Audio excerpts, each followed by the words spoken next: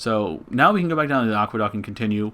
We open up a shortcut. I'm going to talk about where those signs are located real quick. And we're going to go back to the dream and upgrade our weapon and crap, because why not? But so there's a summon sign for Gascoigne in this area. I think it's right up here. I don't remember because I've only done it, once on New Game Plus to check it out.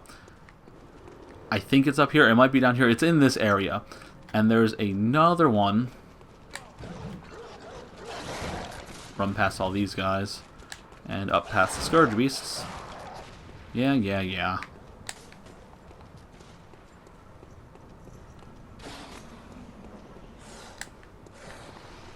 There's another one that shows up if you don't use that one over in here. And it looks like a note left on the ground that says, ring the beckoning bell if you require assistance. And so if you have the beckoning bell and an insight to use it and whatever, you can summon up Father Gascoigne to help you fight the Cleric Beast. Again, we can no longer do that because I killed the Cleric Beast. And so you can do that. Yeah, I mean, that's all there really is to it, and you summon him up. I'll show off summoning an NPC later on, because there is one spot that I will do it at, just to show you. But in that, again, like I said, Father Gascoigne is a hunter, and so he is on the hunt. So we're going to take a quick second, we're going to go back to the Hunter's Dream, we're going to spend some souls, upgrade some stuffs.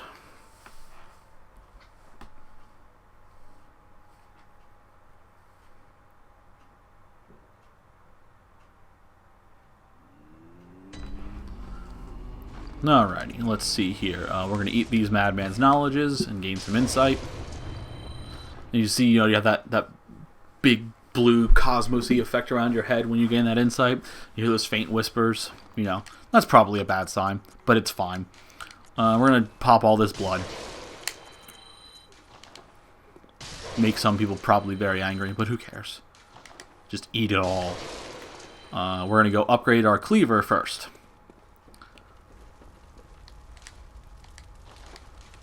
Pull out the +2.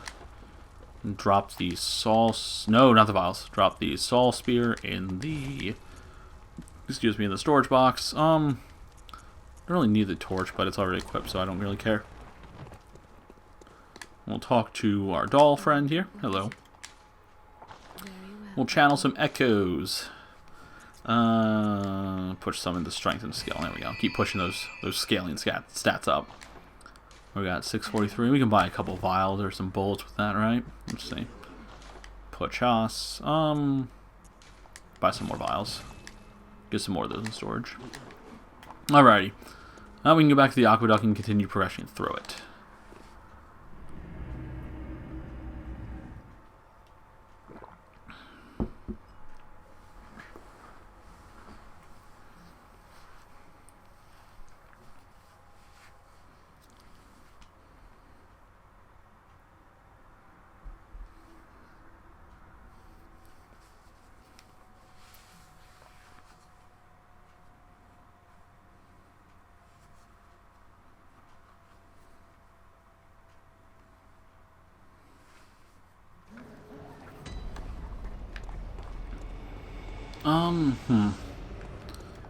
Well, now that we've opened up that gate next to the Yharnam girl, we can also just use those ladders to go back down. I think we're actually going to run the aqueduct this way. And go through her gate. So, you can, if you know the layout well enough, you can kind of bob and weave through them. And just kind of keep running by. That guy jumps out like he always does. He's very angry, you see. Then, you can just bob and weave. Roll over here. You're ahead of those guys. Might have to kill a Poochie, because Poochie might be upset with you. But then you come back into the plaza area. Oh, whew. I almost got the serpentine a little bit there. I almost got shot in the back. And now we can just go down where the Yharnam girl's at. And that'll take us right back to where we were in the aqueduct, and we can continue through that. Plunge attack on this dude.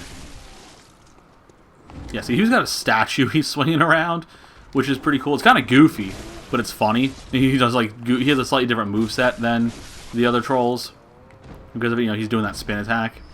But it's neat. I think it's interesting that they gave us some weapon variants. A decent amount of the more commonly seen enemies do have a few weapon variances, which is nice. So, yeah. So we'll go back down into the aqueduct.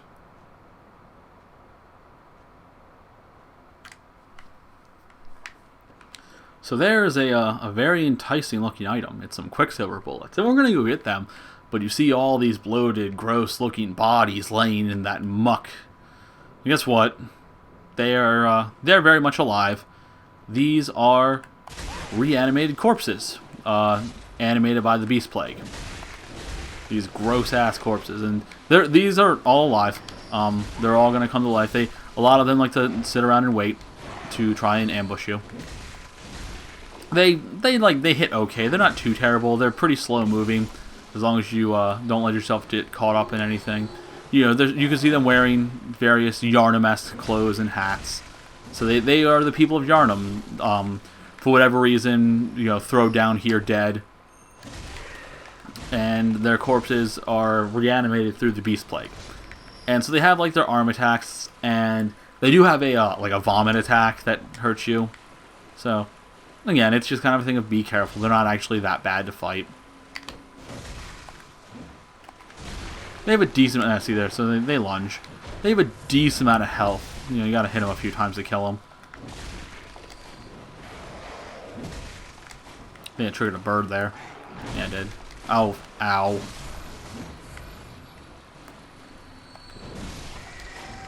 His friend still doesn't come down. Come on, buddy. And they try and ambush you as you walk through, but once you know they're up there, or if you see them, you can just trigger them and back up. I don't think there's any, there's nothing any back. I always check. Every time I play this game, I check back there, and there's nothing back there.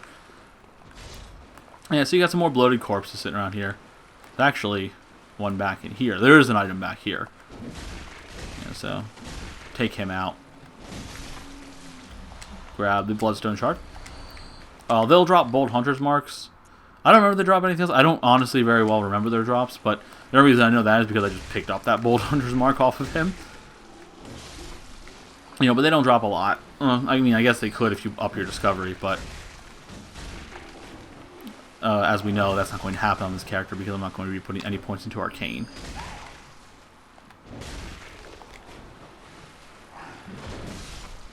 Ha! You got caught on the sandbags. He was sandbagged, if you will. I don't know why. Don't worry about it.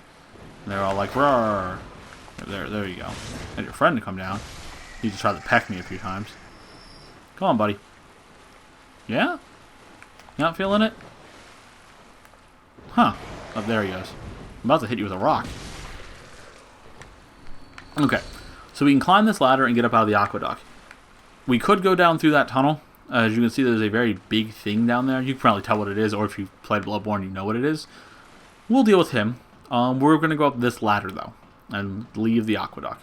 We're all covered in fucking goop and shit.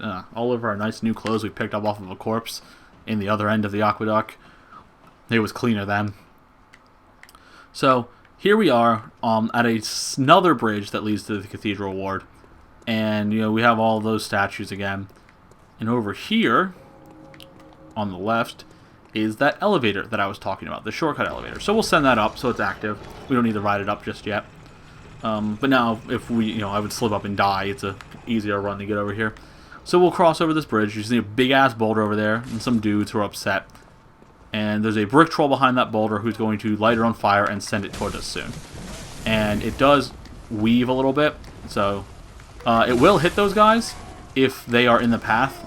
They were all too busy trying to kill me as I moved away. You gotta be a little careful because you can get kind of overwhelmed here because the pitchfork guys have a very deceptive range. He's one of the main problems, is their range is sometimes hard to read, or when you're fighting the other guys that have the torches or the axes, you just kind of forget that the pitchfork guys have a longer reach than them, and that can sometimes mess with you, so you gotta watch that. Brick troll, you can parry him right there on the stairs. Oh, or the game just doesn't want to give me the visual attack. That's interesting. Whatever. Brick troll, shield guy, break his shield, kill him. Yeah, so there you go. You have three types of drops with the brick troll. You can either get, normal drop of 2 blood vials, you can get lucky and get 4 blood vials, or you can get unlucky and they'll drop shining coins. That one dropped 4 blood vials. So you see here there's another ladder. And this will lead us to the other side of that tunnel we were looking at in the aqueduct. So we'll head back down here. And now you can hear him. The creature that you could see down at the tunnel was a very large pig. The man-eater boar, or Goliath pig. It's kind of referred to as each. Again, big, huge, mean, beast plague things. So if we sneak up behind him, we can actually perform a visceral attack on him. And, so murder him. He's not too bad to fight head on, but it's just kind of showing off that you can come back up behind him. Some cold blood doing that corpse. He drops some blood vials, and then on this corpse we have the Saul Hunter badge. Badge crafted long ago at the workshop attests to one's prowess as a hunter of beasts. The workshop is gone, and no group recognizes this meaningless badge except the messengers in the bath, who understand its profundity. Certain things can only be entrusted with a hunter in possession of this badge, or so they believe. So, a few interesting things come up out of this. First and foremost, it's a Saul Hunter badge. It's a badge made of a serrated blade, kind of going back to the Saul blades being a symbol of the hunt, and quite literally a symbol of the hunt that we just picked up. The interesting part is the workshop is gone, and no group recognizes this meaningless badge. So, the hunter's dream exists with its own workshop, but the implication is that there is an actual hunter's workshop, or was, and it is no longer a thing. The traditional hunters are no longer recognized. We've picked up stuff talking about church hunters now. Oh, excuse me. Church hunters are recognized, but the regular hunters are no longer recognized. So that's kind of an interesting bit. And then, of course, it talks about the messengers who understand what it actually means and believe, as they worship hunters, they believe certain things can only be trusted to a hunter with this badge. This badge unlocks in the messenger bath the starting weapons. So now you can buy a saw cleaver, a threaded cane, and a hunter axe. I'm not sure if it unlocks anything else. I honestly don't remember. We can check when we go back to the dream. But yeah, so that's the main thing. Those are the main things it unlocks. Is it unlocks the starting weapons, so you can purchase them if you want the ones you did not pick at the beginning. And I will do that eventually because, like I said, I'll probably cycle through and use those other two for at least a zone or so once I have the ability to have all my weapons at the same upgrade level. Because right now I really don't. So if we come up the stairs here, we see a couple of a couple of furry huntsmen. We're gonna visceral attack this one. And then back away as his friend will try and hit us with his spear. Like that.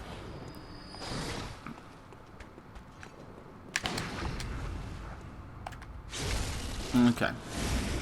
So, you know the drill with them. You mortar them. Blood vials, okay. And then this guy has some bold hunter's marks. Is that because he was a hunter? Or maybe he's just holding them and they needed a corpse to put them on? Nobody knows. That's not really a thing.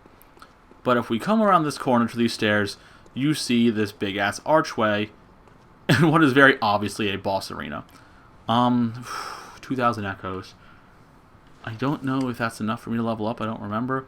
I'm going to take a trip back to the dream and check if there's anything else in the shop from that badge and if I can level up. And if I can't, we'll just fade in before this boss door. And if I can, we'll talk about it then. Also, while I'm standing here, we'll put these on our personal effects. So we'll see what happens here.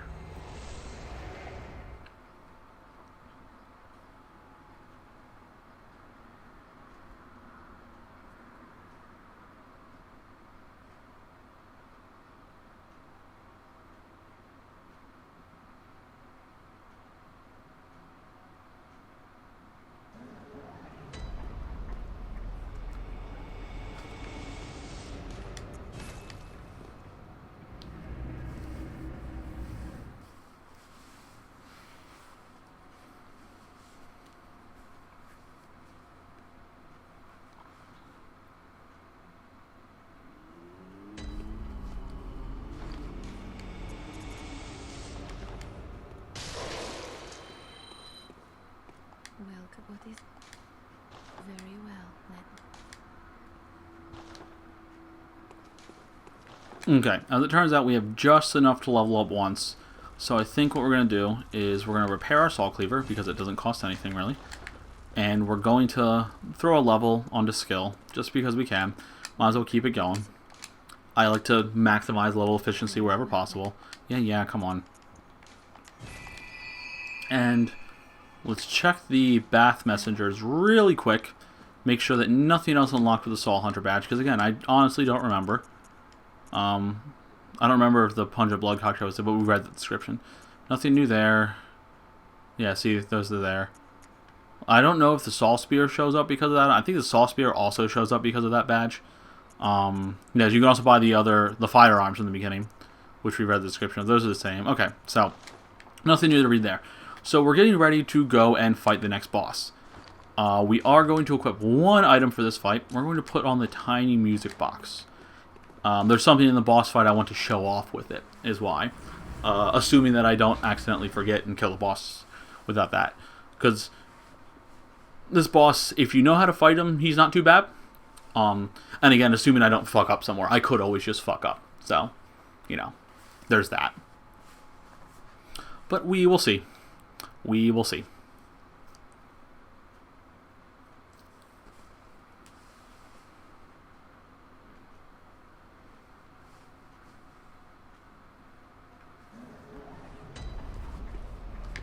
Alright, so the boss run, once you get all the way to where the arena is, in the event that you would die or want to go back like I did, is super simple. You run around here from the central yarn lamp, and you go over to where that elevator I talked about, because remember, we sent the elevator up. So we can go over and hit that elevator. That was a camera trick. I thought there was an item that I missed. And I was confused because I don't remember there ever being an item there, and there isn't. So we hit this elevator. We watch the effects of my clothes moving, kind of. Always send the elevator back. It just saves time in the event that you die. Or, you know, the event that I die. Run across the bridge. I always kind of run over to this side, kind of lure them over just enough so I can circle around. You know, he'll light up the boulder will fall. We just kind of run past all that and don't worry about it. You can run right on by those guys, they won't even know what happened. And you're right back here where the boss arena is. So, let's see what we got in here, in this spooky looking cemetery. Oh, there's some bodies. That's pretty cool.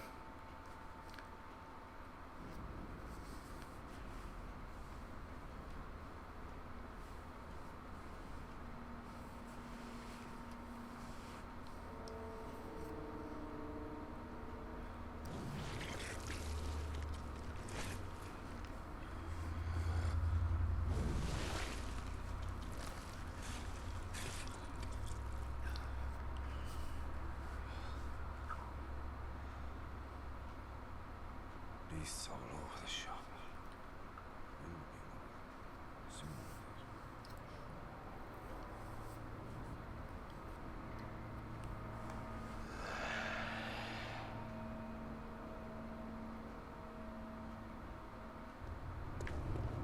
Alright, so this is Father Gascoigne. This is the man that the girl asked us to look for. And as you can see, oh, you bastard, he's wielding a hunter's axe and a blunderbuss. So the easiest way to fight him is to parry him. If you can maximize his timing. You do want to be careful as you fight him, because he can stun lock you if you get careless and let him hit you. So you see he moves the stage 2 and transforms his axe, and you can fuck up like that and get hit. So that's fun. Come on, buddy. That's the spin attack I was telling you about. You do get that if you wield the axe. It's a good attack. Oh, God. Fuck me. Come on, buddy. Ooh, whoa, whoa, whoa, hey. Sir, I'm gonna ask you to calm down. Okay, so we got to parry off, and we can fuck up and not get our visceral, so that's good. Oh, okay. And sometimes you just, you dick up like I did. Oops. Okay, so we're gonna try that again, and try and focus a little bit more on fighting him, and a little bit less on talking quite as much about him right now. And getting caught, because like there'll be plenty to talk about.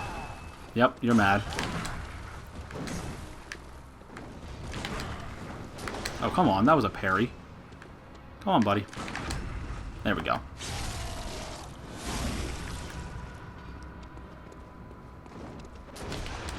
He always, a lot of times he'll fire off a shot when he dodges like that. So, you know, you kind of want to watch yourself. He doesn't really as much actively try and parry you, but you can always get parried if you're trying to attack him or heal in the middle of that. So there we go. Now this is going a little bit better, hopefully. He'll transform in a second, I think. There he goes. The thing that's bullshit is he can still use his gun even when his axe is transformed, where we can't when it's in two-handed mode. So that's unfortunate for us. Yeah, come on, buddy. Okay, so now he hits his stage 3 where he transforms, and we're going to show off the music box here. So you see he's responds to the music box in agony. Oh, we didn't get the visceral. That sucks. You can do that while he's in human form, but you got to be careful because if you do it too many times, he'll actually transform prematurely. His beast form is quicker. He has higher resistances. If I can time it right, you can still parry him though.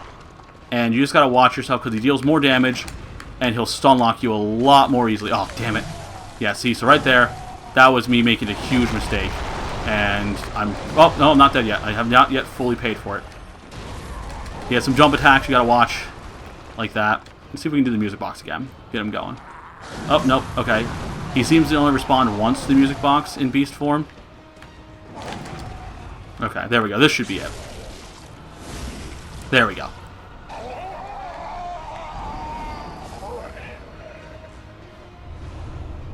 And he drops the Odin Tomb Key. So, that was Father Gascoigne. That was the little girl's father that she asked us to find, her and her mother. And we've had to murder him. So, what we're going to do, because we have a bit of a story to talk about with him, is we can buy his clothes now from his attire from the Insight Messengers. And I do want to buy that for a specific purpose in a little bit. It costs 6 insight total to get it. I know it doesn't actually mess up my insight count for the thresholds because of how many times I've played through the game. I guess we'll just buy it. It's a bit easier to read the descriptions if we're here, where I want to stand here in the tomb and talk about it because it just seems a bit more fitting. So we're going to go back to the dream real quick and buy that set of clothing.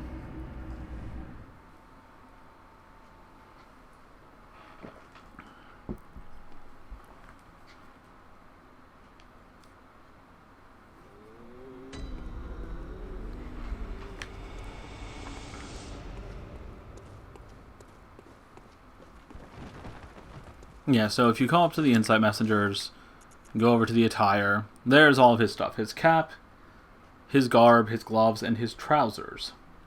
So we'll buy those. Again, it totals 6 insight for this set. And while that puts us back down to 4, the next significant insight that we deal with is 15. And we will have that / be getting it when it becomes more relevant. So it's not a big deal. Now we'll go back to the Tomb of Odin, where we fought him, and you remember he dropped the Odin Tomb Key. So.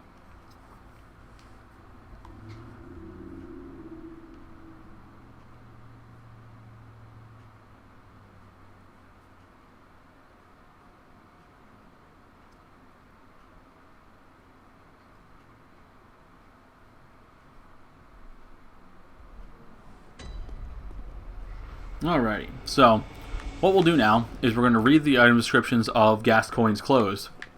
And then we're going to stand here for a little bit, and I'm going to talk about Gascoigne and his story, and how we got to the point to where we had to put him down. So if we go over into his clothes, Gascoigne's cap, hunter attire worn by Father Gascoigne. Similar to hunter garb created at the workshop, only these are tainted by a pungent, beastly stench that eats away at Gascoigne. Father is a title used for clerics in a foreign land, and there is no such rank in the Healing Church. Gascoigne's garb, the top two are the same, but in the middle here, the dingy scarf is a holy shawl and symbol of the Healing Church, from which Gascoigne would eventually part ways. And then the gloves and trousers are the same as the cap. So, there's more implications there. Is Gascoigne joined up with the Healing Church and left, but Father is not a title within the Healing Church. That was a title that he seemed to have kept. And it talks about the clothes having this beastly stench. Also, I'm pretty sure I don't remember off the top of my head. I know his attire has some of the highest beasthood in the game, if not the highest. I don't quite remember if it has the highest or not, but I know it's higher than most. So, now we're going to take some time. We're going to go over Gascoigne's story. So, it says that Father is a title used by clerics in a foreign land.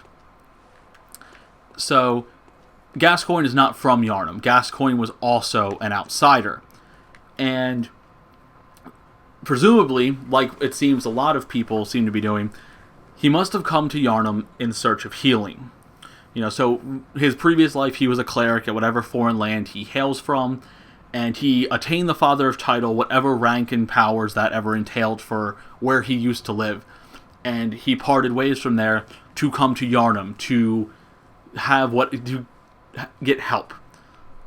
It's easy to assume, based upon everything, that he needed the blood for something. And he kept the title of Father, presumably out of sentimentality.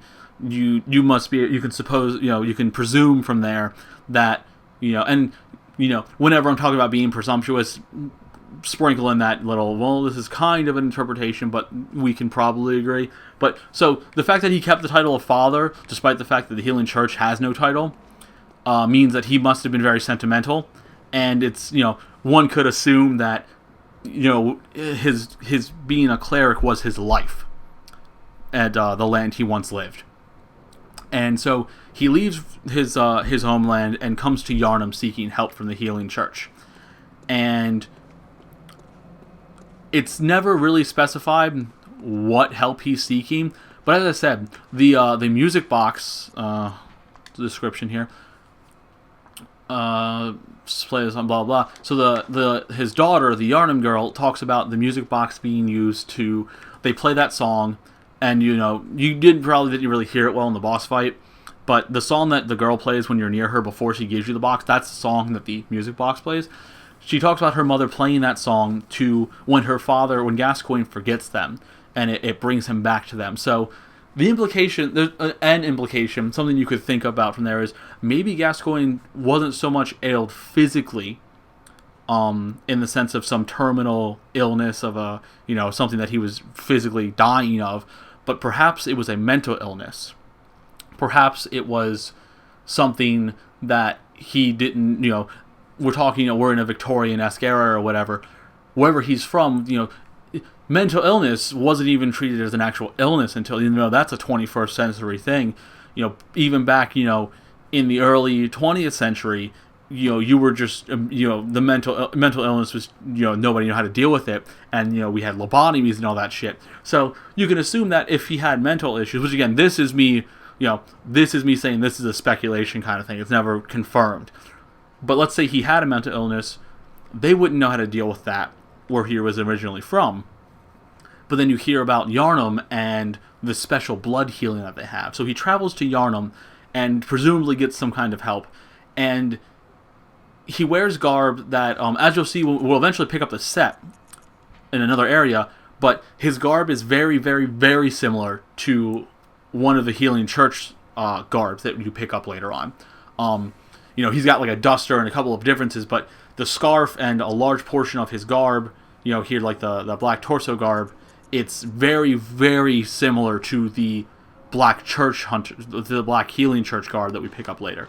So he joined up with the Healing Church, presumably, maybe out of gratitude, maybe out of just a sense of duty. Maybe, again, he gained the title of Father as a cleric in his own land. Maybe he just couldn't let that life go. And with this new blood, he also could become a church hunter.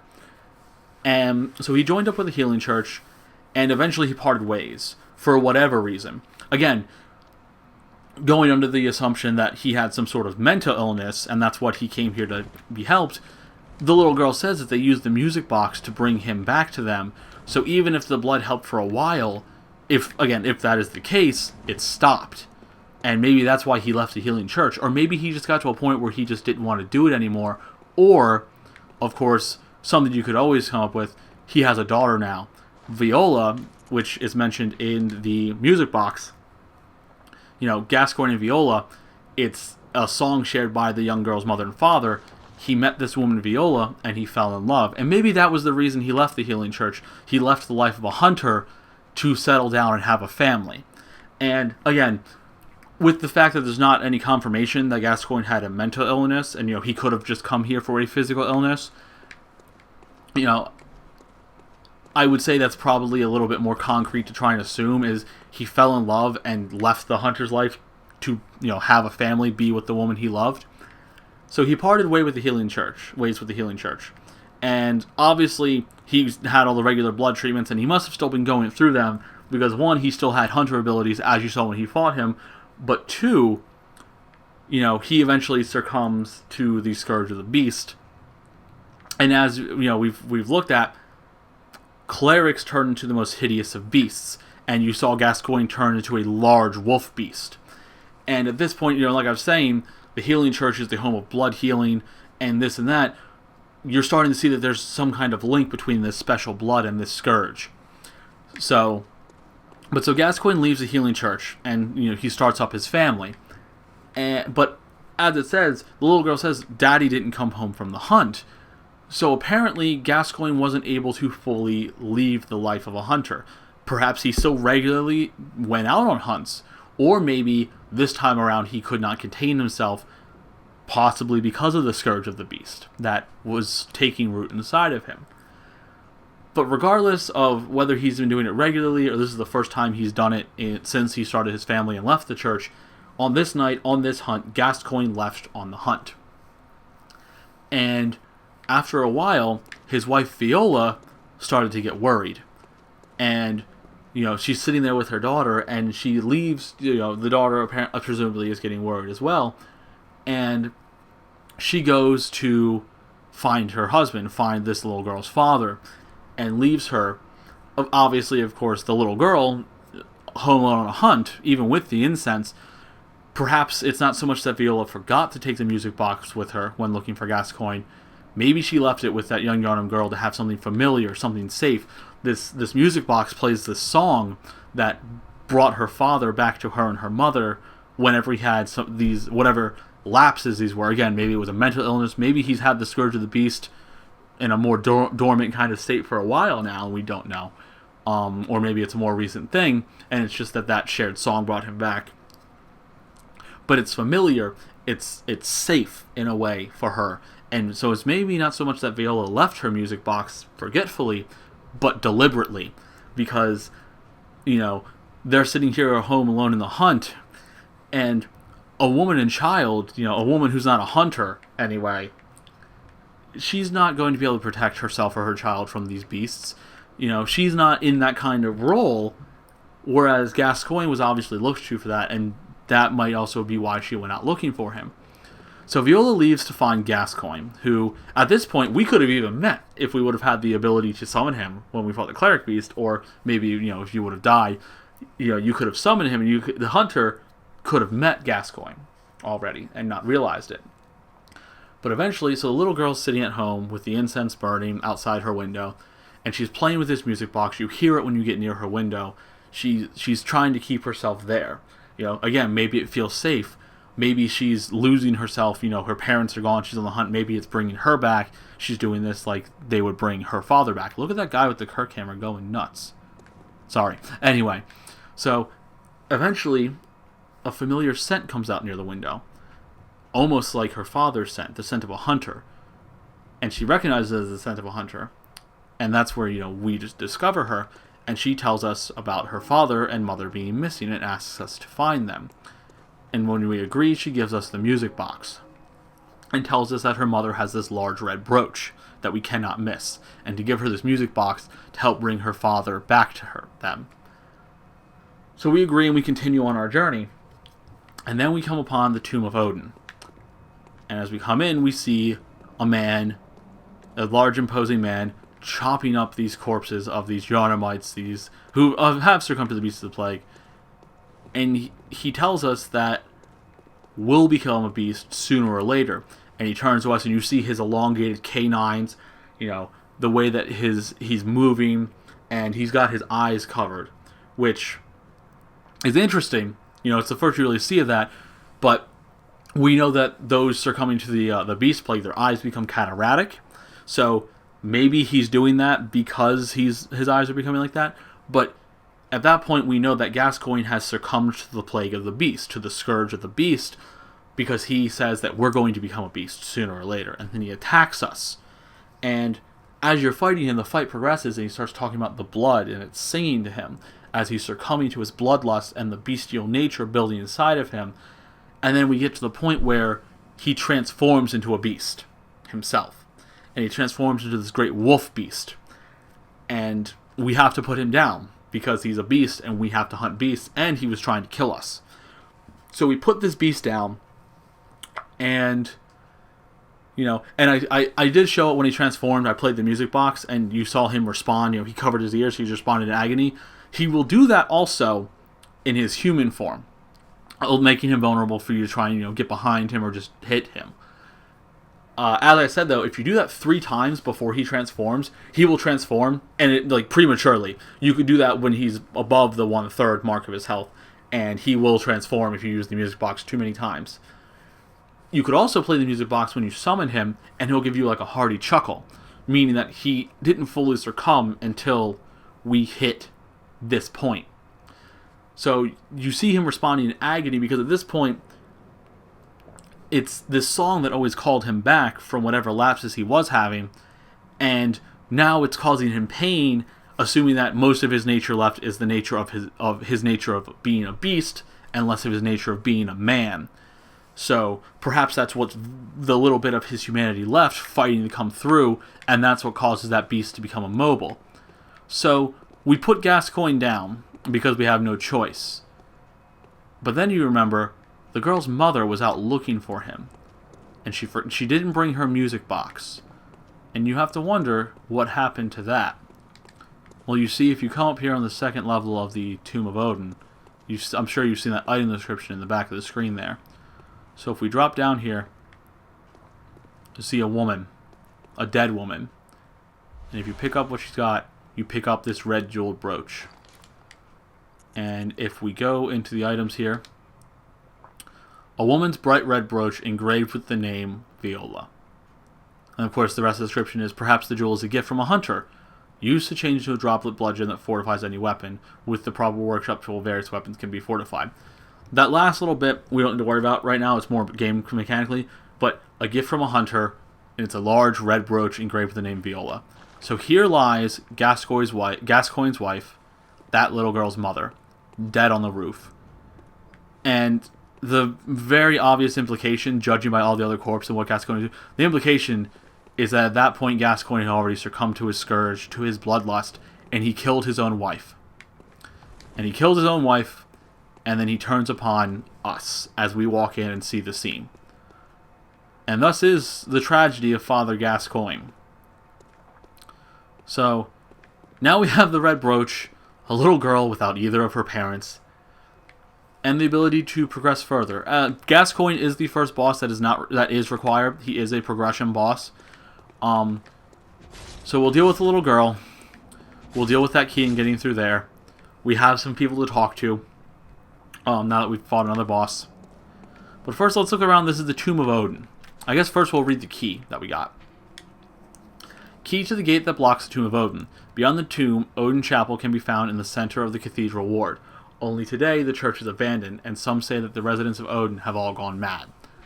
So, this is the other way to get into the cathedral ward. We get to go into Odin Chapel through the gate up there. And the Tomb of Odin, we have a couple things. We have one very large, kind of mausoleum-esque gravestone thing. And it's a cemetery. There's gravestones everywhere. We have more of these statues with these. You see, actually, there's messengers on this one. Or what resemble messengers, anyway. They might not be messengers. And you see, a lot of these have their faces covered. Like, there's a veil on that statue, on her face. And you see a lot of them, they're covering their face with their hands, or they're covered with veils. You saw Gascoigne wearing that bandaging, those wraps over his eyes. And, again, some of that might have been because of the Scourge of the Beast, but there's also that that blocking of eyesight theme that we're seeing on, which again, we've talked about some Lovecraftian overtones of things that are unseen or not meant to be seen. So we have some echoes, and we can level up a little bit, and we can repair some equipment. I'm going to go on through that gate and go up in the Odin Chapel because there's another there's a lamp up there. So we'll do that. And from there, we'll be able to do some housekeeping, go back and talk to some NPCs, get some information, and be able to move on. So we'll go ahead and open the gate. Another very heavy gate, you see.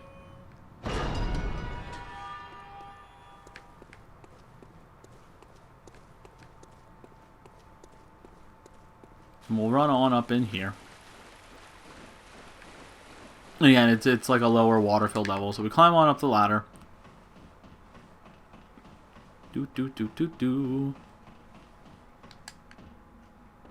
So in here, we have a lore note in this corner. The Bergenworth spider hides all manner of rituals and keeps our lost master from us. A terrible shame. It makes my head shudder uncontrollably. So, there's a few things in this lore note. First of all, Bergenworth, capitalized with a capital B. Obviously some kind of location, something else. This leads us, something else for us to think about. Refers to a being known as the Bergenworth spider, hiding all manner of rituals and keeping our lost master from us. So here we have different forms of rituals and some man regarded by some group of people as a master. And so this is kind of another lead for us to go on. We're searching for pale blood, and no one really seems to know what it is. So, it's kind of, we have the healing church as the lead, and something here that seems interesting and important with rituals and a master involved. And of course, a terrible shame. It makes my head shudder uncontrollably. And so that is an interesting, a shuddering inside of the head. Seems less related to actually having the knowledge and more related to something else going on within your head. So there's that. And there's a decent amount to talk about that we just cannot talk about right now for the sake of spoilers. And we have a treasure chest, and it's a mimic! It's not. There are no mimics in this game. There's actually very few chests in this game. Unless there's mimics in... I don't even think there's mimics in the Chalice dungeons. I've never encountered one. I've never seen anything. I don't think they exist. Like, with relative certainty. But we get a Blood Gem Workshop tool. And we'll read that real quick.